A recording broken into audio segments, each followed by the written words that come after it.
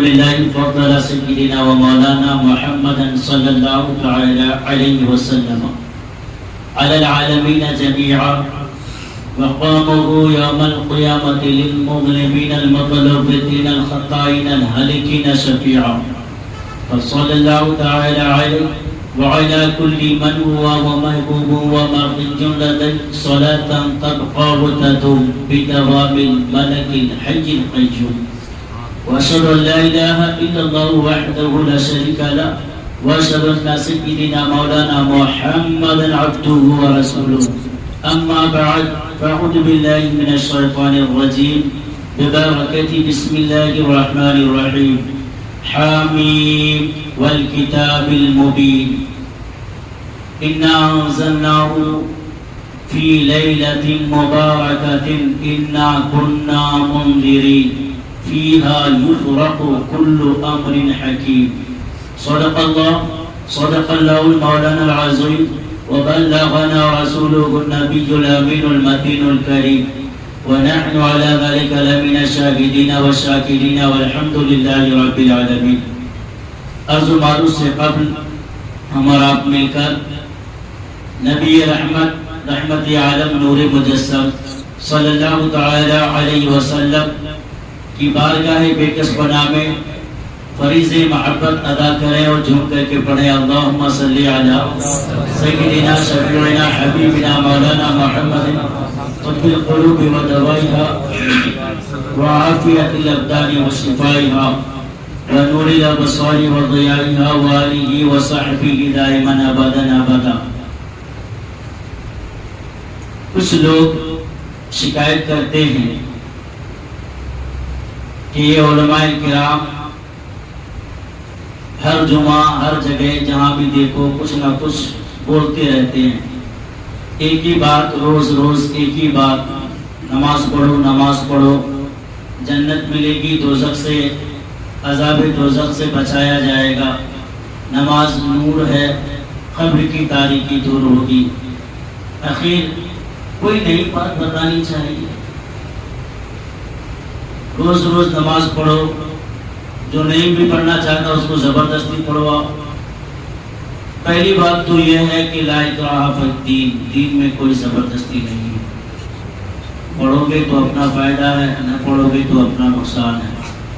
اللہ تبارک و تعالی کو اس کی کوئی حاجت نہیں ہے کہ کوئی انسان اس کی عبادت کرے. انسان کو ضرورت ہے کہ انسان اللہ کی عبادت کرے، ورنہ رب تبارک و تعالیٰ بے نیاز ہے، وہ کسی کا محتاج نہیں ہے. پھر بھی رب تبارک و تعالیٰ اپنے فضل سے عطا کرنے والی چیز جو ہمیں عطا فرمائی رب نے، ہم اسی کی راہ میں خرچ کرتے ہیں یا اسی کی راہ میں دیتے ہیں تو پھر وہی ہمیں ثواب عطا فرماتا ہے. میں بارہا کہتا ہوں کہ کوئی انسان اگر کسی کو 10,000 روپے دے پھر واپس وہ انسان اس کو واپس کر دے تو کوئی کسی پر احسان نہیں کیا، بلکہ ہوا تو یہ کہ اگر کسی نے 10,000 روپے دیا تو خوشی میں اسے 20,000 روپے اگر دیے تو یہ 10,000 کا احسان ہے. رب تبارک و تعالیٰ نے ہمیں نعمتیں عطا فرمائی، دولتیں عطا فرمائی. سب سے بڑی دولت یہ ہے کہ اللہ تبارک و تعالیٰ نے ہمارے سارے اعضاء کو سلامت عطا فرمایا. وَإِن تَعُدُّوا نِعْمَتَ اللَّهِ لَا تُحْصُوهَا، اگر اللہ تبارک و تعالیٰ کی نعمتوں کو شمار کرنا چاہو تو تم شمار نہیں کر سکتے. فَبِأَيِّ آلَاءِ رَبِّكُمَا تُكَذِّبَانِ، تم رب کی کون سی نعمتوں کو جھٹلاؤ گے؟ اس نے انسان کو بچتی ہوئی مٹی سے پیدا کیا. اس نے ایک قطرہ خون سے، ایک قطرہ پانی سے جو باپ کے پشت سے نکال کر ماں کے رحم میں ڈالا، پھر اس ماں کے رحم میں 9 مہینے رکھ کر اس کی پرورش کیا. وہ رب جو ماں کے رحم میں ہماری پرورش کرے، وہ رب جو پیدا ہونے کے وقت ہماری مدد فرمائے، جب ہم چلنے کے قابل نہیں تھے تو چلنا سکھایا، جب بولنے کے قابل نہیں تھی تو بولنا سکھایا، جب کمانے کے قابل نہیں تھی تو ہمیں کمانا سکھایا. ہمارے ہاتھ سلامت رکھے، ہماری آنکھیں سلامت رکھی، ہماری زبان سلامت رکھے، ہمارے کان سلامت ہیں۔ جب اتنی ساری نعمتیں رب تبارک و تعالیٰ نے ہمیں عطا فرمائی تو یقیناً انہی نعمتوں کا اگر شکریہ ادا کر لو، انہی نعمتوں کے صدقے میں رب تبارک و تعالیٰ تمہاری مغفرت فرما دے۔ ناشکری مت بنو، وَاذْكُرُونِي أَذْكُرْكُمْ وَاشْكُرُوا لِي وَلَا تَكْفُرُونَ، یعنی تم میرا ذکر کرو میں تمہارا ذکر کروں گا۔ کون فرماتا ہے؟ رب فرماتا ہے۔ آج اگر یہاں پر بیٹھ کر مسجد مدینہ مسجد میں بیٹھ کر اللہ کا ذکر کر رہے ہیں، اللہ کے نبی کے محفل کی تذکرے میں نعت پڑھ رہے ہیں اور آپ لوگ سبحان اللہ کہہ رہے ہیں تو یقیناً یہاں آپ کا تذکرہ، آپ اللہ کا ذکر کر رہے ہیں، آسمان میں رب تبارک و تعالی ہمارا تذکرہ فرما۔ اس سے بڑھ کر خوش نصیبی اور کیا ہو سکتی ہے؟ یہ کوئی گولگپا نہیں ہے کہ آپ کو دکھا دیا گیا، صرف جنت کا خواب دے دیا گیا، نہیں، بلکہ مسلمان اسے ہی کہا جاتا ہے یؤمنون بالغیب ویقیمون الصلاۃ، جو غیب پر ایمان لائے اور نماز قائم کرے اسی کو مومن کہا جاتا ہے۔ کوئی گولگپا والی بات نہیں ہے، یہ نہیں کہ آپ کو خواب دکھایا جا رہا ہے۔ جب آپ مسلمان ہیں، مسلمان یہ ہے کہ مسلم ایمان ہونا چاہیے۔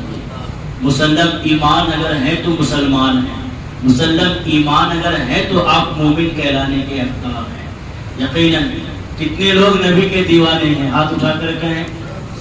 کل شکایت ہو رہی تھی بار بار کہ سنجان کی قوم، سنجان کے مسلمان بالکل ایک سوئے ہوئے ہیں، بار بار روز بار بار جو تذکرہ کیا جا رہا ہے کہ سبحان اللہ کہو، کوئی سبحان اللہ کہنے کا نام ہی نہیں لے رہا تھا۔ میں نے کہا الحمدللہ ہماری مسجد میں ایسی شکایت نہیں ہے، ہماری مسجد میں ایسی شکایت نہیں ہے کہ صرف اشارہ کر دو تو لوگوں کی زبانیں کھل جاتی ہیں، کیونکہ جتنے بھی لوگ بیٹھتے ہیں نبی کا عشق لے کر بیٹھتے ہیں۔ ہم بیٹھے ہیں یہاں مدینے کی طرف لو لگا کر اور ہم اس نبی کی بارگاہ میں بیٹھے ہیں جس نبی کی شان یہ ہے دور و نزدیک کے سننے والے کو کان، کانے والے کلامت بلا کو سلام، ہم یہاں سے پکارے وہاں کو سنے، مصطفیٰ کی سماعت بلا کو سلام۔ کتنے لوگ چاہ رہے ہیں کہ ہم مدینہ شریف کی حاضری کریں؟ سبھی لوگ چاہ رہے ہیں، الحمدللہ جتنے لوگ حاضر ہو گئے ہیں، یہ وہ دربار ہے، یہ وہ دربار ہے جہاں کی حاضری ایک بار اگر کر لیتا ہے تو بار بار آنے کو جی چاہتا ہے۔ یقیناً اسلام میں کبھی تعداد نہیں دیکھی جاتی ہے بلکہ انداز دیکھا جاتا ہے۔ جب کم تعداد میں ہوتے ہیں اور سب کے حوصلے بلند ہوتے ہیں نا تو ہزاروں تعداد میں رہنے والے مردہ دلوں کو اندر جو ہے زندگی پیدا کرتے ہیں۔ اسی لیے تو کہا جاتا ہے کہ دشت تو دشت ہے، دریا بھی نہ چھوڑے ہم نے، پہلے ظلمات میں دوڑا دیے گھوڑے۔ لیکن افسوس کے ساتھ کہنا پڑ رہا ہے کہ جب وہ 313 تھے تو لرزتا تھا زمانہ، آج ہم کروڑوں ہیں تو کرتے ہیں غلامی، یہ افسوس کا مقام ہے۔ معزز سامعین، آج کی رات رحمت و برکت والی رات ہے، نزول رحمت، اللہ تبارک و تعالیٰ کی جانب سے خاص اعلان ہوتا ہے کہ اللہ تبارک و تعالیٰ اپنے بندوں کی بخشش اور رزق میں کشادہ، رزق کے دروازے کو کھول کر حضرت علی رضی اللہ تعالیٰ نے ارشاد فرماتے ہیں کہ میرے آقا دو جہاں صلی اللہ تعالیٰ علیہ وسلم نے ارشاد فرمایا، جس کا مفہوم یہ ہے کہ جب شعبان کی 15ویں شب آتی ہے، سورج ڈوبنے کے بعد ہی سے اللہ تبارک و تعالیٰ آسمان دنیا کی طرف نزول رحمت فرماتا ہے، نزول رحمت فرماتا ہے اور اعلان فرماتا ہے کوئی بخشش طلب کرنے والا کہ میں اسے بخش دوں، ہے کوئی رزق طلب کرنے والا کہ میں اسے رزق عطا کروں، ہے کوئی بیمار شفا طلب کرنے والا کہ میں اسے عافیت بخشوں۔ غرض کے 15ویں شعبان کی سورج 14ویں شعبان کے سورج غروب ہونے کے بعد ہی سے لے کر 15ویں شعبان کے ابتدا سے لے کر صبح صادق تک یہ اعلان ہوتا رہتا ہے۔ رب تبارک و تعالیٰ کی جانب سے یہ اعلان ہوتا ہے کہ مانگو، مانگنے کا مزہ آج ہی کی رات ہے۔ بخشش چاہو مانگ لو، دولت چاہو مانگ لو، ثروت چاہو مانگ لو، حشمت چاہو مانگ لو، عزت چاہو مانگ لو، شہرت چاہو مانگ لو، اپنے عمر میں درازگی چاہیے تو مانگ لو، اور دولت میں برکت چاہیے مانگ لو، گھروں میں خوشحالی چاہیے مانگ لو، اے بے اولادو بے اولاد ہو اولاد چاہیے مانگ لو، اے قرض والو آپ قرض سے پریشان ہو قرض کی دفاع کے لیے دعا مانگو، اے مصیبت زدہ آپ مصیبتوں کو دور ہونے کے لیے دعا مانگو، رب کی بارگاہ میں مانگو، اس لیے کہ یہ وہ بارگاہ ہے جہاں مانگنا پسند ہے۔ آپ امیر کی بارگاہ میں جاؤ گے، ایک بار مانگو گے دے گا، دوسری بار مانگو گے دے گا، تیسری بار مانگو گے دے دے گا، لیکن چوتھی بار مانگو گے تو آپ کو بھگا دیا جائے گا اور وہ طرح طرح سے بہانے بنائے گا۔ لیکن رب کی بارگاہ وہ بارگاہ ہے کہ کروڑوں مرتبہ مانگو لیکن رب تمہارے کو طرح بھگائے گا نہیں، بلکہ تمہارے مانگنے سے سوا عطا فرمائے گا۔ رب کی بارگاہ وہ بارگاہ ہے کیونکہ رب تبارک و تعالیٰ فرماتا ہے مانگو، انی استجیب، آیت پاک ہے کہ میں ہی تمہیں تمہاری دعا کو قبول کرنے والا ہوں۔ اذا دعانی، یعنی جب تم دعا کرتے ہو تو مجھے سے مانگو کیونکہ میں ہی تمہاری دعا کو قبول کرنے والا ہوں۔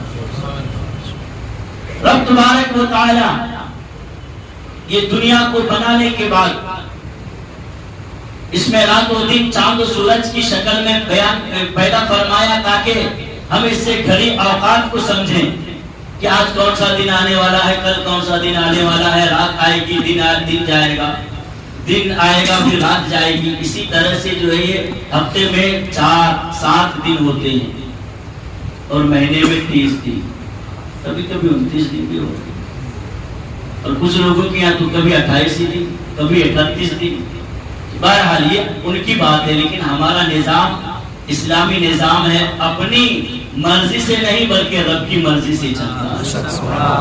یہ منمانی اور ہوگا جو کوئی کر لے اپنی بات میں منمانی، لیکن ہم مسلمان ہیں، الحمدللہ ثم الحمدللہ ہم مسلمان ہیں، ہم اللہ کے کام میں دخل انداز نہیں کرتے، ہم یہ نہیں کہتے ایسا کیوں ہوا ویسا کیوں ہوا۔ اگر رب نے بنایا تو مان لو، نبی نے کہا تو مان لو، یہی ایمان کا حصہ ہے، یہی ذریعے نجات ہے۔ نبی نے فرما دیا ہے مان لو، کیونکہ رب کا حکم تو سبھی لوگ مانتے ہیں، جو نہیں مانتا ہے تو وہ پھر رب کا فرما بردار نہیں ہے۔ تو رب نے جب تمام دن تمام مہینے کا پیدا کرنے والا اللہ تبارک و تعالی ہے، لیکن ان مہینوں میں، ان راتوں میں، ان دنوں میں کچھ مخصوص دن اور کچھ مخصوص راتیں ہیں جس میں رب تبارک و تعالی کی تجلی رحمت کا عمومی اعلان ہوتا ہے، رحمتوں کے نزول کا عام اعلان ہوتا ہے۔ دنوں میں تو یوم الجمعہ سید الایام جمعے کا دن ہے اور عرفے کا دن ہے، عید کا دن ہے، بقرعید کا دن ہے، 4 دن ہیں اور 4 راتیں ہیں۔ عید کی رات، بقرعید کی رات، لیلۃ البرات، لیلۃ القدر یعنی شب برات یعنی آج کی رات، اور رمضان المعظم کی 27ویں شب کو جو ہم لیلۃ القدر مناتے ہیں وہ لیلۃ القدر، یہ 4 راتیں ہیں۔ کہا جاتا ہے کہ لیلۃ البرات کے کئی نام ہیں۔ آج کی رات جو شعبان کی 15ویں شعبان کی رات ہے، اس رات کو لیلۃ الکفارہ بھی کہا جاتا ہے کہ یہ کفارے کی رات ہے۔ کفارے کی رات اسے کیوں کہتے ہیں؟ حضرت علامہ سبکی رحمۃ اللہ تعالی علیہ بیان فرماتے ہیں، سنو بہترین بات ہے کہ جس طرح سے مسلمانوں کے 2 عیدیں ہیں، 2 عیدیں ہوتی ہیں، کون کون سے عید؟ ایک عید اور بقرعید، تو وہ 3 ہوتے ہیں۔ اسی طرح سے آسمان کے فرشتوں کے لیے بھی 2 راتیں عیدوں کی ہوتی ہے، 2 راتیں عیدوں کی ہوتی ہے، اور وہ کون سی رات ہے؟ ایک لیلۃ البرات اور لیلۃ القدر۔ آج کی رات فرشتے آسمان میں عید مناتے ہیں، عید مناتے ہیں، اسی طرح سے لیلۃ القدر میں فرشتے آسمان میں عید مناتے ہیں، ان کے لیے عید کی رات ہوتی ہے۔ اور یاد رکھو جس رات کو عید کی رات ہو، جس رات کو انعام کی رات ہو، جو رات کے بخشش کی رات ہو، اگر فرشتوں کے ذریعے بندے اگر رب کی بارگاہ میں اگر سوال کرتا ہے تو عام فرشتے ان بندوں کے لیے مغفرت کی دعائیں کرتے ہیں. جس بندے کے لیے کوئی فرشتہ مغفرت کی دعائیں کرتا ہے، رب تبارک و تعالیٰ ان کی دعا کو قبول فرما لیتا ہے اور اس بندے کے سارے گناہوں کو معاف فرما دیتا ہے. اس لیے آج کی رات کو ہلکے میں مت لینا.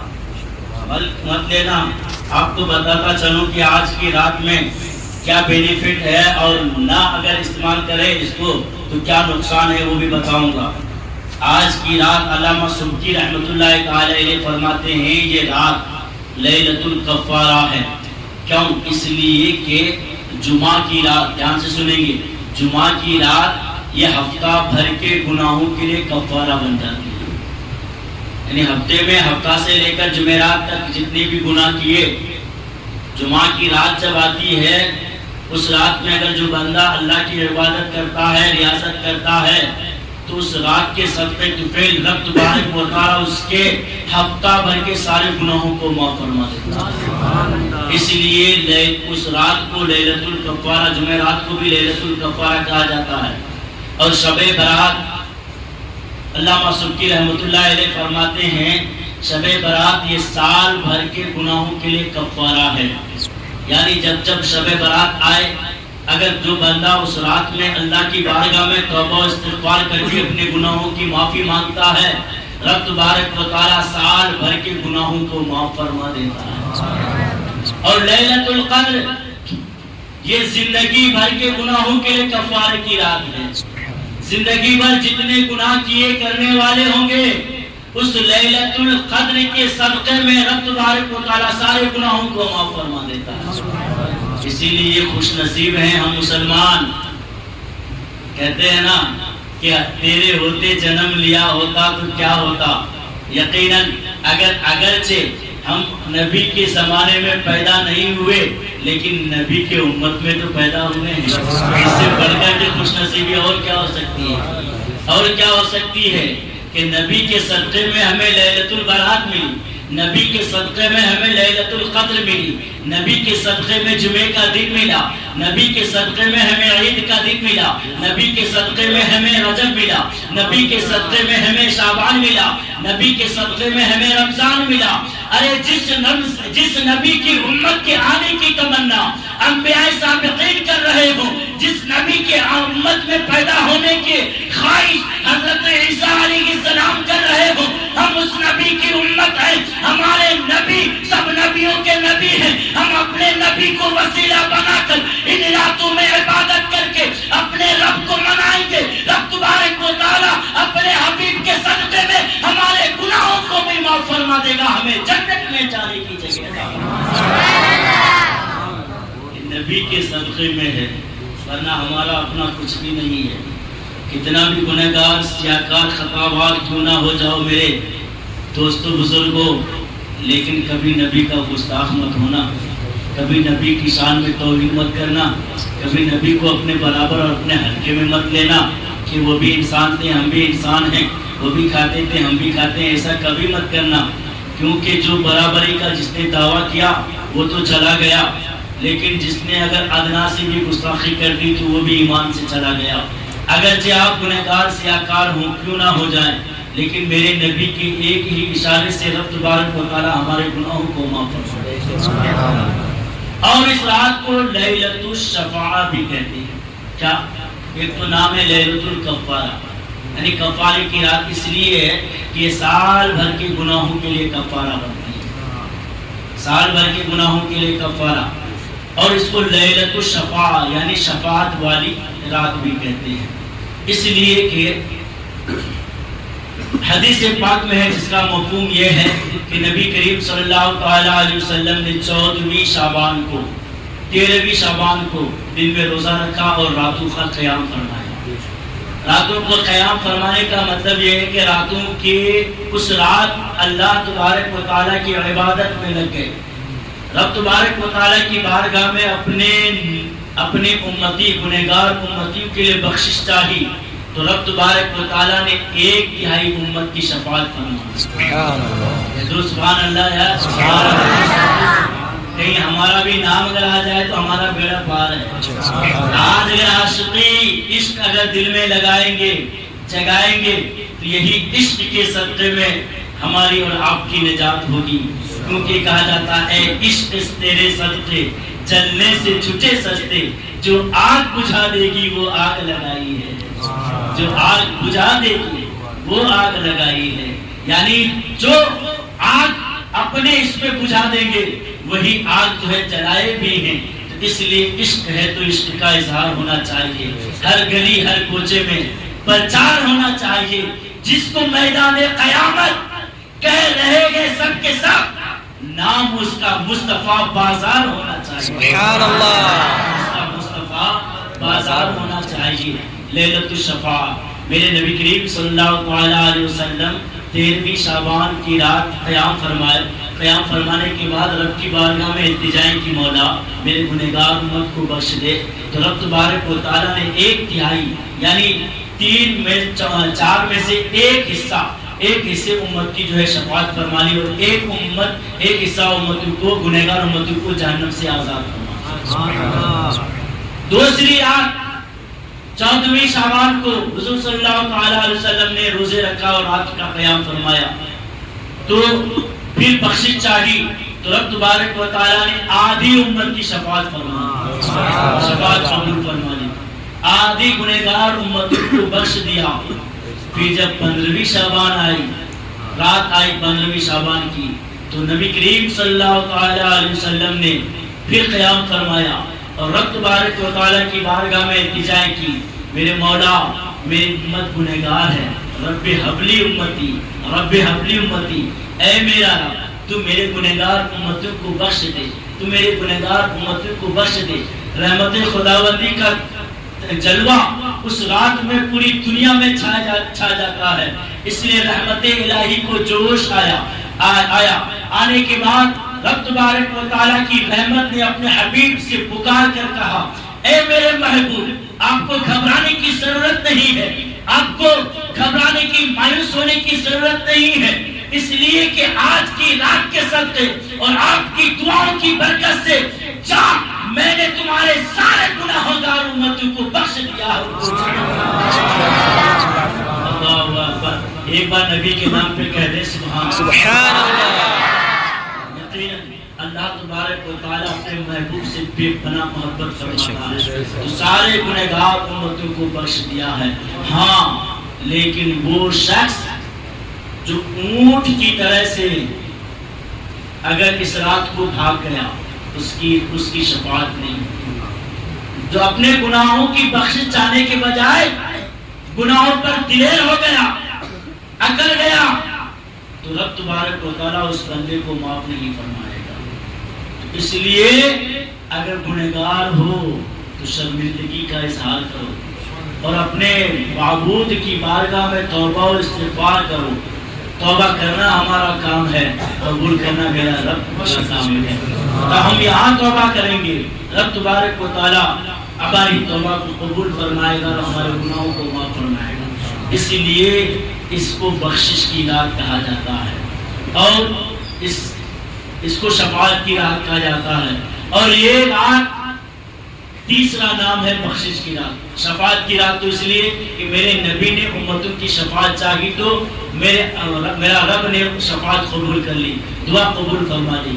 اور تیسری رات اس کو لیلۃ البخشش بھی کہا جاتا, مغفرت کی رات. حضرت احمد رضی اللہ تعالیٰ نے ارشاد فرماتے ہیں, پیارے آقا صلی اللہ تعالیٰ علیہ وسلم نے ارشاد فرمایا, جو شخص اگر شعبان کی 15ویں شب کو اگر اللہ تبارک و تعالیٰ سے اگر بخشش چاہتا ہے, گناہوں کی مغفرت چاہتا ہے, اللہ تبارک و تعالیٰ 15ویں شعبان کو سارے لوگوں کی مغفرت فرما دیتا ہے, سارے لوگوں کے گناہوں کو معاف فرما دیتا. مگر 2 شخص ایسے ہیں جن کو معاف نہیں فرماتا. اللہ اکبر. وہ 2 شخص کون ہیں جنہیں رب تبارک و تعالیٰ معاف نہیں فرماتا؟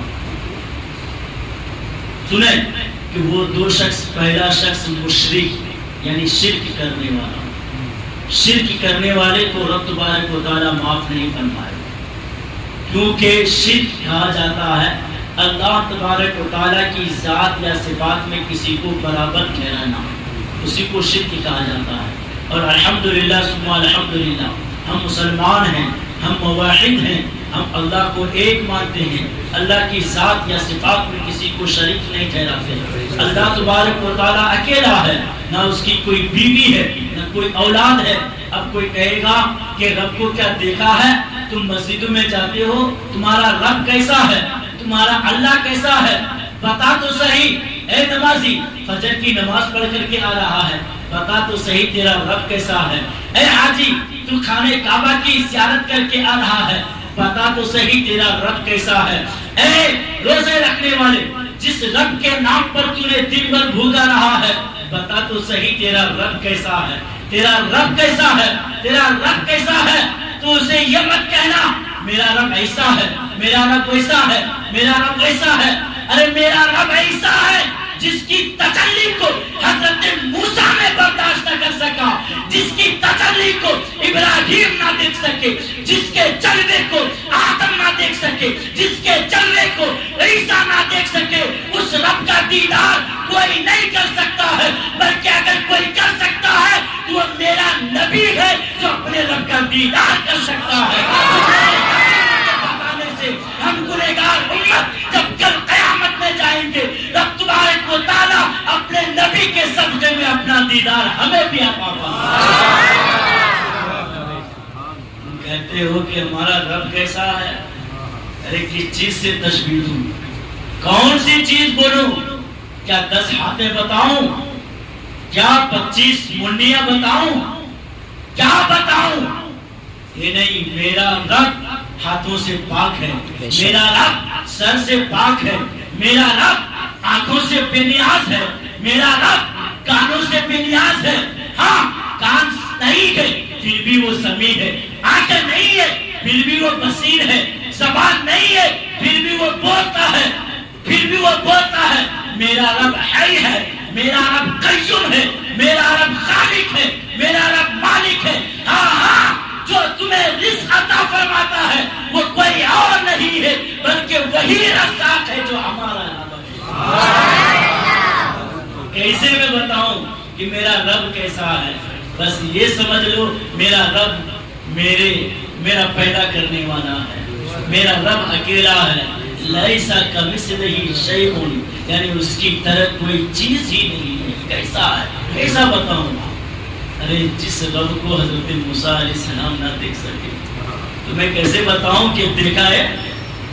جو کہے کہ دیکھا ہے، ڈبیٹ میں یا کنویٹ میں اگر کہے کہ دیکھا ہے تو اسے یہی کہنا میرا رب کی تجلی اگر وہ طور پر اگر چھوڑ دے تو طور پہاڑ جل جائے، کوئی دیکھنے کی کوئی آنکھ میں اتنی تاب ہی نہیں ہے، تاب ہی نہیں ہے جو آپ رب کے تجلی کو دیکھ سکے گا۔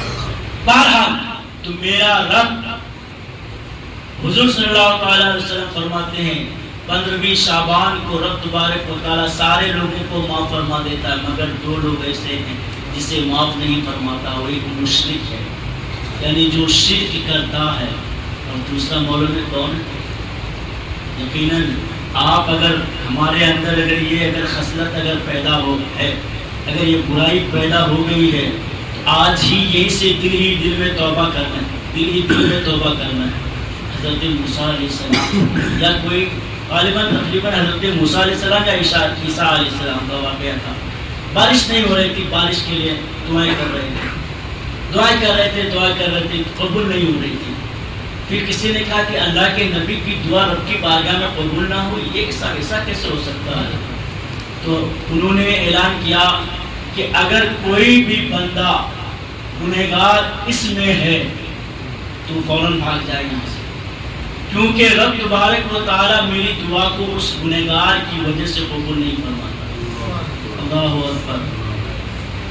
تو وہ گنہگار بندہ جو تھا دل ہی دل میں اس نے کہا کہ اگر میں بتاؤں تو میں گنہگار ہوں تو سارے کے سارے لوگ مجھے کہیں گے کہ یہی گنہگار ہے۔ اس نے جو ہے دل ہی دل میں رب کی بارگاہ میں التجا کی مولا آج سے میں صرف دل سے توبہ کرتا ہوں، آئندہ جو ہے کبھی گناہ نہیں کروں گا. وہ توبہ کرنا ہی تھا کہ دعا فوراً رب کی بارگاہ میں. اس لیے مسلمانوں، امام صاحب اگر بھول جائیں تو صرف امام صاحب کی غلطی نہیں ہے. امام صاحب اگر نماز میں اگر اٹک جائیں تو امام صاحب کی صرف غلطی نہیں ہے، بلکہ آقا کریم کی روایت ہے، فرماتے ہیں جس کا مفہوم یہ ہے کہ اگر امام بھولتا ہے تو اس میں مقتدی کی بھی غلطی ہے. شاید کہ کسی مقتدی کا وضو صحیح نہیں ہوا ہوگا. اپنے آپ کو دوشی نہیں سمجھتے کہ ہمارا وضو صحیح ہوا کہ نہیں. امام صاحب اگر بھول گئے تو ارے امام صاحب کیسا ہے، امام صاحب کہاں تھوڑے مارکیٹنگ میں جا رہے تھے، کہاں جا رہے ہیں. اپنے آپ کی غلطی نہیں دیکھ رہے ہیں. بہرحال تو دوسرا شخص کینہ پرور ہے. کینہ پرور جو کسی سے بغض رکھتا ہے نا، حسد کرتا ہے، کینہ رکھتا ہے. کینہ ایک دل کی کیفیت کا نام ہے جو کسی کے مال کو دیکھ کر جو چلن پیدا ہو جاتی ہے، کینہ پیدا ہو جاتا ہے، حسد. اسی کو اسی لیے کہا جاتا ہے من شر حاسد اذا حسد. حسد کرنے والے جب حسد کرے اس کے شر سے پناہ مانگنے کا حکم دیا ہے. حسد کتنی بڑی بات ہے اور برائی ہے. یقیناً حسد کرنے والے کی دعا رب تبارک و تعالیٰ قبول نہیں فرماتا. آج کی رات اور آگے حضرت عائشہ صدیقہ رضی اللہ تعالیٰ عنہا سے مروی ہے، نبی کریم صلی اللہ تعالیٰ علیہ وسلم نے ارشاد فرمایا آج کی رات لیلۃ البرات کے نام سے جانتے ہیں. لیلۃ البرات، شب برات. شب کا معنی آتا ہے، فارسی ورڈ ہے جس کا معنی ہے لیل، عربی ورڈ ہے جس کا معنی ہے رات، یہ اردو ورڈ ہے رات. اور برات کا مطلب کہتے ہیں بری ہونا، یعنی آزاد ہونا. لیلۃ البرات کو برات اس لیے کہتے ہیں کہ اس رات میں جہنمیوں کو جہنم سے آزاد کر دیا جاتا ہے. حضرت عائشہ صدیقہ رضی اللہ تعالی عنہا سے مروی ہے کہ پیارے آقا صلی اللہ تعالی علیہ وسلم ہمارے ساتھ بستر استراحت پر تھے، اچانک غائب ہو گئے. جب میں نے ادھر ادھر دیکھا کہیں نہ ملا تو پھر میں پیچھے چلی تو دیکھا کہ جنت البقیع میں کسی کی قبر پر فاتحہ پڑھ رہے ہیں. پھر جب وہاں سے آئے تو حضور صلی اللہ تعالی علیہ وسلم سے حضرت عائشہ نے ارشاد فرمایا یا رسول اللہ میرے ماں باپ آپ پر قربان، آپ یہاں ہیں، میں تو آپ کو وہاں تلاش کر رہی تھی. میں نے سوچا کہ شاید آپ دوسری اپنی باندھ قبطیہ کے پاس تشریف لے کر گئے ہوں گے. تو حضور صلی اللہ تعالی علیہ وسلم نے فرمایا اے حمیرہ، یعنی حضرت عائشہ کو فرمایا اے حمیرہ، یعنی کیا آپ یہ چاہتی ہیں، آپ یہ سوچ رہی ہیں کہ اللہ کے رسول آپ کے ساتھ ناانصافی کرے؟ ہرگز نہیں. حضرت عائشہ نے فرمایا نہیں، میں نے یہ سوچا بھی نہیں، خیال بھی نہیں کیا. تو پھر حضور صلی اللہ تعالی علیہ وسلم نے فرمایا سنو، آج کی رات حضرت جبریل علیہ السلام نے خبر دی ہے کہ رب تبارک و تعالی بنو کلب کے بکریوں کے بالوں کے برابر جہنمیوں کو جہنم سے آزاد فرمایا. اچھا اپنے سیر کے بال ایک بار گن کر کے دیکھنا، بیٹھ جانا، نائی کو کہنا کہ ہمارے بال گنڈا دو اور ہم جو ہے گننا شروع کریں. ایسا ہو سکتا ہے؟ کر پائیں گے لیکن ایک سال تو لگ ہی جائے گا تقریباً بہت ایک لانگ ٹائم چلا جائے. ہاں اگر جس کے ہوئی نا تو جس کے اگر دو چار ہی ہوں بولے گا کہ مولانا میں نے گن لیے. بہرحال جو عموماً ایک اتنا ہے، بالکل ایک تھوڑے سے جو ہاتھ رکھتے ہیں اس کے برابر ہے. اور بکری کے بال ہوں گے، چونکہ اس میں بنو کلب میں جو کہا جاتا ہے کہ اس قبیلے میں بکریاں زیادہ ہوتی تھیں، کثرت سے بکریاں ہوتی تھیں. ویسے عرب میں مشہور ہی ہے بکریوں کے بارے میں کہ وہاں پر اس قبیلے میں بکریاں زیادہ ہوتی تھی اور ان کے بکریوں کے بالوں کے برابر، اللہ اکبر، ایک بکری کے بال کو کوئی گن نہیں سکتا. تو ان کے ریوڑ بکریوں کی بھیڑ اتنے بکریوں کے تعداد کے بالوں کی تعداد کے برابر رب تبارک و تعالی جہنمیوں کو جہنم سے آزاد فرما دیتا ہے. اس لیے اس رات کو لیلۃ البرات یعنی جہنم سے آزادی کی رات کہتے ہیں. یہاں پر ایک بات سمجھیں، ہم تو نہیں جانتے ہیں کہ ہمارے سر پر کتنے بال ہیں، لیکن میرے نبی جانتے ہیں کہ بکریوں کے بال کتنے ہیں. نہیں بات ہے نا، اگر کوئی کسی کے بارے میں بتائے کہ فلاں شخص فلاں کی طرح سے ہے، تو فلاں شخص جب تک فلاں کو نہ دیکھے اس کے مشابہ کر ہی نہیں سکتا ہے، کہہ ہی نہیں سکتا ہے۔ یہ نہیں کہہ سکتا زید کی چال چلن عمر کی طرح سے ہے، تو جب تک عمر کی چال کو نہ دیکھ لے، جب تک عمر کے اخلاق کو نہ دیکھ لے، جب تک عمر کے کردار کو نہ دیکھے، کوئی زید کے کردار کو اس سے مشابہ نہیں قرار دے سکتا ہے۔ لیکن آقا کے زبان پہ قربان جاؤ، حدیث پاک کا مفہوم ہے، آقا فرماتے ہیں کہ رب تبارک و تعالی بنو کلب کے بکریوں کے بالوں کے برابر، بکریوں کے بالوں کے برابر، اس سے پتا چلا میرے نبی یہ بھی جانتے ہیں کہ اس قبیلے میں کتنی بکریاں ہیں، وہ بھی جانتے ہیں، اور ہر بکری کے اندر جسم میں کتنے بال ہیں وہ بھی جانتے ہیں، اور یہ بھی جانتے ہیں کہ جہنمی کتنے ہیں وہ بھی جانتے ہیں۔ اس لیے مسلمانوں، میرے نبی عالم الغیب ہیں، اسی لیے تو اعلیٰ حضرت پکارتے ہیں یا رسول اللہ، اور کوئی غیب کیا تم سے نگاہوں بنا جب نہ خدا کی جمعہ تم پہ کرو۔ جہنمیوں کو آزاد کر دیتا ہے بنو کلب کی بکریوں کے بالوں کے۔ اللہ اکبر۔ آج کی رات یہی تمنا لے کر، یہی دل لے کر، یہی خواہش لے کر ہم 2 رکعت بھی نماز پڑھیں گے نا، تو رب تبارک و تعالی ہمیں جہنم سے آزاد فرما کر جنتیوں کے لسٹ میں ہمارا بھی نام ہو۔ سدا کامل ایمان ہونا چاہیے، پختہ ایمان ہونا چاہیے۔ لا تقنطوا من رحمت اللہ، یعنی اللہ کی رحمت سے نا امید کبھی نہیں ہونی چاہیے، امید نہیں ہونا چاہیے، اس لیے کہ ایمان نام ہے خوف اور امید کے درمیان کے حصے کا۔ خوف بھی ہو اور امید بھی ہو تبھی ایمان کا ہوگا، حصہ ہوگا۔ یعنی امید یہ ہے کہ ہم نے اگر گناہ کیا، رب کی بارگاہ میں اگر توبہ کریں گے تو رب تبارک و تعالی ہماری توبہ کو قبول فرما لے گا۔ اور ڈر یہ ہے کہ ہم گناہ اس لیے نہ کریں، اگر گناہ کریں گے تو جہنم میں چلایا جائے گا، اس لیے گناہ مت کرو، ڈر رکھو۔ اگر گناہ ہو گیا تو آپ یہ امید رکھو رب تبارک و تعالی اپنے فضل سے ہمیں گناہوں کو معاف فرمائے گا۔ اللہ اکبر۔ بنو کلب کے بکریوں کے بالوں کے برابر۔ اور اس رات کو لیلۃ القسمت بھی کہا جاتا ہے۔ کیا؟ لیلۃ القسمت، فیہا یفرق کل امر حکیم۔ حدیث پاک میں اس کا بہت بڑا مفہوم ہے، بس میں مختصر بتا رہا ہوں کہ رب تبارک و تعالی آج ہی کی رات سب کی تقدیر لکھ دیتا ہے لوح محفوظ میں، سب کی تقدیر لکھتا ہے۔ پورے سال میں کتنا تم کرو گے، کماؤ گے، وہ سب لکھ دیا جاتا ہے۔ کون مرنے والا ہے یہ بھی لکھ دیا جاتا ہے، کون پیدا ہوگا یہ بھی لکھ دیا جاتا ہے، کتنا رزق کھاؤ گے وہ بھی لکھ دیا جاتا ہے، کتنے گناہ کرو گے وہ بھی لکھ دیا جاتا ہے۔ سال بھر میں آنے والی تمام چیزوں کو رب تبارک و تعالی آج کی رات لوح محفوظ میں لکھ دیتا ہے۔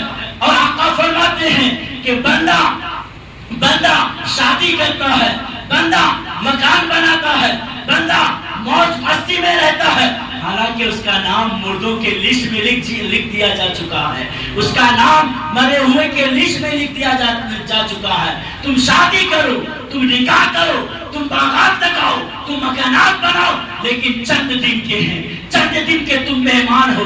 چاہے تو تم شادی کرو، چاہے تو تم گھر بناؤ، چاہے تو تم اپنی عاقبت سوارو۔ تم اگر اپنی زندگی کے علاوہ اپنی عاقبت سوار لیے تو رب تبارک و تعالی اس عاقبت سوارنے کی بنیاد پر تمہاری مغفرت فرمائے گا۔ دنیا کے گھر کے لیے تو کروڑوں روپے خرچ کر دیتے ہیں، لیکن آخرت میں ہمیں جو رہنا ہے اس کے لیے کوٹی کوٹی بھی دے دیتے ہیں۔ اس لیے انسان کو چاہیے کہ اپنے آنے والی زندگی یعنی قبر کے حالات کے بارے میں اسے خبر کرنی چاہیے، ہمیشہ فکر کرنی چاہیے کہ ہمیں جو قبر میں جانا ہے، جہاں پر ہمیں ہمیشہ رہنا ہے، تنہا تنہا رہنا ہے، ہمارا کوئی وہاں پر پرسان حال نہ ہوگا، کیسا وہ گھر ہوگا، ہمیشہ یہی سوچتے رہنا چاہیے۔ اس لیے کہ علماء کرام فرماتے ہیں ایک شخص ایک بزرگ سے پوچھا گیا، بتاؤ سب سے بہتر دن کون سا ہے جس دن میں عبادت کروں؟ تو اس بزرگ نے کہا جس دن تمہاری موت ہونے والی ہے، یعنی جس دن تم چاہو کہ یہ ہمارے لیے لاسٹ دن ہے، تو سمجھ لینا کہ وہی تمہارے لیے بہتر دن ہے عبادت کرنے کا۔ تو اس نے کہا کہ ارے موت کے بارے میں کسے پتا ہے، موت کے بارے میں کسی کون جانتا ہے کہ ہمیں کب مریں گے، ہمیں کب موت آئے گی۔ کل ہم آج سوتے ہیں، کل کی گارنٹی نہیں۔ ہم ایک لقمہ کھاتے ہیں، دوسرے لقمہ کھانے کی گارنٹی نہیں۔ ہم ایک زبان بولتے ہیں، دوسری بات بولنے کی گارنٹی نہیں۔ ہم ایک سانس لیتے ہیں، دوسری سانس لینے کی گارنٹی نہیں۔ ہم ایک بار آنکھیں بند کرتے ہیں، دوسری بار کھلنے کی گارنٹی نہیں۔ تو اس بزرگ نے کہا جس کی زندگی ایک سیکنڈ کی ہو، جس کی زندگی ایک دن کی ہو، جس کی زندگی ایک سانس کی ہو، جس کی زندگی اتنی مختصر ہو، تو انہیں چاہیے کہ کبھی اپنے رب کو ناراض نہ کرے، بلکہ ہمیشہ رب کی عبادت میں رہے، تاکہ رب تبارک و تعالیٰ مرتے ہی اس کے سارے گناہوں کو معاف کرے۔ یعنی ہر دن کو تم آخری دن سمجھو، ہر دن کو آخری دن سمجھو اور عبادت کرو، ریاضت کرو۔ آج کا دن وہ دن ہے کہ 2 رکعت نماز 400 سال سے بھی زیادہ عبادت کے حامل ہے۔ لاسٹ واقعہ بس اسی کے ساتھ میں اپنی تقریر کو ختم کر رہا ہوں۔ حضرت عیسیٰ علیہ السلام ایک مرتبہ پہاڑوں پر سے گزر رہے تھے۔ کیا دیکھتے ہیں کہ ایک پہاڑ کے اوپر ایک بہترین بہت بڑا پتھر ہے، یعنی انڈے کی طرح سے، اور سفید اتنی کہ انڈے سے بھی زیادہ سفید، اور خوبصورتی اتنی کہ بالکل روشنی آ رہی ہے۔ چنانچہ پہاڑ کے اوپر اس پتھر کو دیکھ کر حضرت عیسیٰ علیہ السلام تھوڑی دیر رک گئے اور التجا کی، مولا یہ کیسا پتھر ہے، کیسا نور چمک رہا ہے۔ چنانچہ اتنا کہنا ہی تھا کہ رب تبارک و تعالیٰ نے ندا فرمائی کہ پتھر ہی سے پوچھ لو کہ تو کون ہے۔ چنانچہ پتھر سے حضرت عیسیٰ علیہ السلام نے دریافت کیا کون ہے، کیسا پتھر ہے، تو فوراً وہ پتھر پھٹ جاتا ہے۔ چنانچہ جب پتھر چاک ہونا ہی تھا، شک ہونا ہی تھا، پھٹنا ہی تھا، کہ حضرت عیسیٰ علیہ السلام کی انتہا نہ رہی، حیرت زدہ رہ گئے، تکتے میں سکتے میں رہ گئے۔ کیا دیکھتے ہیں پتھر پھٹتے ہی، کیا دیکھتے ہیں بزرگ جو ہے وہاں سے نمودار ہوتے ہیں، نکلتے ہیں، ہاتھ میں تسبیح، بغل میں مصلی، اور ایک نہر جاری ہے اور چند خوشے کھجور کے ہیں، انگور کے ہیں، وہ چنانچہ وہ لے کر باہر نکلتے ہیں اور انہیں سلام کہتے ہیں، السلام علیکم، السلام علیکم ایھا النبی، یعنی اے عیسیٰ علیہ السلام اللہ کے نبی، اللہ کے رسول، آپ پر سلامتی ہو۔ انہوں نے کہا کہ تم نے کیسے جانا کہ میں عیسیٰ علیہ السلام ہوں، میں اللہ کے نبی ہوں؟ تو کہا اس لیے کہ اس پتھر کو کوئی کھول نہیں سکتا تھا، کسی کی دعا اتنی میں طاقت نہیں تھی کہ ہمارے آرام گاہ میں کوئی خلل ڈال سکے۔ اگر آپ کے اندر اتنی طاقت ہے کہ آپ کی دعا میں اتنی اثر ہے کہ یہ پتھر چاک ہو گیا ہے، اس کا مطلب یہ ہے کہ آپ اللہ کے نبی ہیں، آپ اللہ کے رسول ہیں۔ چنانچہ حضرت عیسیٰ علیہ السلام نے فرمایا آپ کون ہو، کہاں سے آئے، کب سے اس پتھر میں ہو؟ تو اس آدمی نے فرمایا کہ سنو میں حضرت موسیٰ علیہ السلام کی قوم کا ایک بندہ ہوں، میں ایک بندہ ہوں، میں نے التجائیں کی، دعائیں کی، تو رب تبارک و تعالیٰ نے ہمیں ایسی جگہ عبادت کے لیے مقرر فرمائی ہے۔ میرے 400 سال گزر گئے ہیں اسی پتھر کے اندر، میرا مکان بنا ہوا ہے، اور یہاں سے یہیں پر میں اللہ کی عبادت میں مصروف رہتا ہوں۔ چنانچہ جب مجھے پیاس لگتی ہے تو یہ نہر دیکھ رہے ہیں، اسی نہر سے پانی پی لیتا ہوں، جب مجھے بھوک لگتی ہے تو میں انگور کے ایک دانے کو کھا لیتا ہوں، بھی سال بھر تک یوں ہی مہینوں تک اللہ کی عبادت میں لگے رہتا ہوں۔ چنانچہ حضرت عیسیٰ علیہ السلام کی تمنا جاگ اٹھی، حضرت عیسیٰ علیہ السلام کا دل پکار اٹھا، اے اللہ، اے بارے الہ، یہ بندہ تو واقعی کمال کا بندہ ہے، جنہوں نے 400 سال تک کوئی گناہ نہیں کیا، 400 سال تک اپنی آنکھوں سے کسی اجنبی کو نہ دیکھا، اپنے ہاتھوں سے کسی مظلوم کو نہ ستایا، اپنی زبان سے کبھی جھوٹ نہ بولا، اپنے پاؤں سے کبھی غلط کام کی طرف نہ گیا، بلکہ یہ تنے تنہائی میں گوشہ نشین ہو کر تیری عبادت کرتا ہے، تیری ریاست کرتا ہے، تیری عبادت کرتا ہے۔ مولا، اس بندے سے زیادہ عابد تو کوئی ہو ہی نہیں سکتا ہے، اس بندے سے زیادہ عبادت گزار تو کوئی ہو ہی نہیں سکتا ہے۔ اتنا کہہ ہی رہے تھے، سوچ ہی رہے تھے، رب کی رحمت پکار اٹھتی ہے اور کہتی ہے، اے عیسیٰ خبردار، یہ مت سوچنا کہ اس کی عبادت زیادہ ہے، سنو سنو میں پردے کی بات بتاؤں، میرے آخری نبی کی امت میں ایک ایسی رات آئے گی، اس رات میں اگر جو بندہ 2 رکعت نماز پڑھ لے گا کوئی 400 سال سے زیادہ عبادت کا ثواب۔ حضرت عیسیٰ علیہ السلام نے فرمایا مولا وہ کون سی رات ہے، وہ کون سی رات ہوگی؟ تو رب تبارک و تعالیٰ نے فرمایا وہ لیلۃ البراءۃ ہوگی۔ سبحان اللہ، آج ہی کی رات ہوگی، آج ہی کی رات ہے۔ جس نے 2 رکعت نماز اگر صدق دل سے اگر پڑھ لیا تو رب تبارک و تعالیٰ 400 سال سے بھی زیادہ، شادی کی کوئی حد نہیں ہے، شادی کی کوئی حد نہیں ہے، اس سے بھی زیادہ ہمیں ثواب عطا فرمائے۔ ہاں شرط یہ ہے کہ آپ صرف فضائل پہ نہ جائیں، آپ اپنے اعمال کا جائزہ لیں کہ ہمارے فرائض جو چھوٹے ہوئے ہیں۔ ایک بات آپ کو پتہ کی بات بتاؤں، میں نے جیسے کہ جمعہ میں بھی بتایا تھا کہ کوئی بھی نفل قبول نہیں ہوتے، ثواب تو ملتا ہے تھوڑا بہت، لیکن قبول نہیں ہوتا اس وقت تک جب تک کہ آپ کے اوپر کوئی فرض ذمہ ہے۔ تو اس لیے آج کی رات یا کوئی بھی بڑی رات میں، کوئی بھی فضیلت والی رات میں آپ جب آئیں تو سال بھر کی جو نمازیں چھوٹی ہوئی ہیں یا عمر بھر کی جو نمازیں چھوٹی ہوئی ہیں، آپ پہلے اس وقت کی نمازیں ادا کریں، مثال کے طور پر مغرب کی نماز ادا کر لی، اب عشاء کی نماز ادا کر لی۔ اب اگر آپ نفل پڑھنا چاہیں تو نفل کی جگہ آپ تخمینہ اندازے سے لگائیں کہ ہماری عمر کتنی ہے۔ اگر 50 سال ہے، 50 سال ہماری عمر ہے، یعنی 12 سال 14 سال میں ہم جو ہے بالغ ہوئے، تب سے ہمارے اوپر نماز فرض ہو گئی۔ 15 سال یا 18 سال جو بھی جس عمر میں بالغ ہوا، یعنی عموماً مرد جو ہے 18 سال میں بالغ ہوتا ہے، یعنی 14 سے 18 سال کے بیچ میں جو ہے بالغ ہوتا ہے۔ تو یہ 14 سال کی عمر سے یا 15 سال کی عمر میں آپ پکڑ لیں، 50 میں 15 نکال دو، آپ کے 35 سال ہوئے۔ 35 سال میں آپ نے کتنے سال آپ نے نماز پڑھی ہے؟ آپ نے کتنے سال آپ نے کون سی نمازیں پڑھی ہوں گی، کون سی نمازیں نہیں پڑھی ہوں گی؟ آپ نے اگر نمازیں نہیں پڑھی ہیں تو آپ 35 سال کا حساب لگا لو۔ آپ نے اگر نمازیں پڑھی ہیں کہ میں نے 10 سال نماز پڑھے تھے، میں نے 5 سال نمازیں پڑھی تھی، یا میں نے جو ہے اب 50 سال عمر ہے تو میں یہ 5 سال سے میں نماز پڑھ رہا ہوں، اب بھی 30 سال کی نمازیں قضا ہیں۔ اللہ اکبر، سوچنے والی بات ہے مسلمانوں، سوچنے والی بات ہے۔ صرف جو پورے دن اور رات میں اگر 5-5 منٹ کے لیے اگر آپ اگر نماز پڑھیں گے، فرائض کی بات دے رہا ہوں، آپ 5 منٹ میں 2 رکعت فجر کی نماز پڑھیں گے، 6 منٹ میں 4 رکعت ظہر کی نماز پڑھیں گے، 6 منٹ میں 4 رکعت عصر کی نماز پڑھیں گے، 3 اور 5 منٹ میں آپ 3 رکعت مغرب کی نماز پڑھیں گے، 6 منٹ میں آپ عشاء کی نماز پڑھیں گے، آپ 5 منٹ کو 5 وقت پر لے لیں، آپ 25 منٹ میں آپ فجر بھی پڑھ لیں گے، ظہر بھی پڑھ لیں گے، عصر بھی پڑھ لیں گے، مغرب بھی پڑھ لیں گے، چلو آدھا گھنٹہ کیا پورے 24 گھنٹہ آپ کو رب تبارک و تعالیٰ زندگی عطا فرماتا ہے۔ دن میں 12 گھنٹے، رات میں 12 گھنٹے،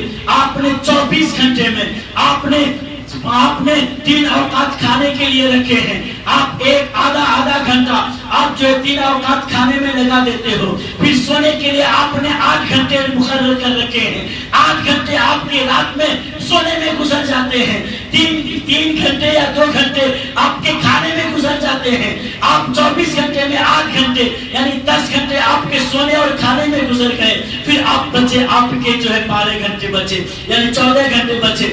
آپ کے 14 گھنٹے میں آپ نے زندگی کا محاسبہ کیا، آپ تجارت میں لگا دیتے ہو، کھیل کود میں لگا دیتے ہو، مستی مذاق میں لگا دیتے ہو۔ ان 24 گھنٹے میں آپ نے 2 گھنٹہ کھانے کے لیے نکالا، آپ نے سونے کے لیے آپ نے 8 گھنٹے نکالے، موج و مستی کرنے کے لیے آپ نے 12 گھنٹے نکالے، 14 گھنٹے نکال دیے، تو کیا ان 24 گھنٹے میں جو 25 منٹ آدھا گھنٹہ رب تبارک و تعالیٰ کو دینا چاہیے، کبھی آپ نے دیا؟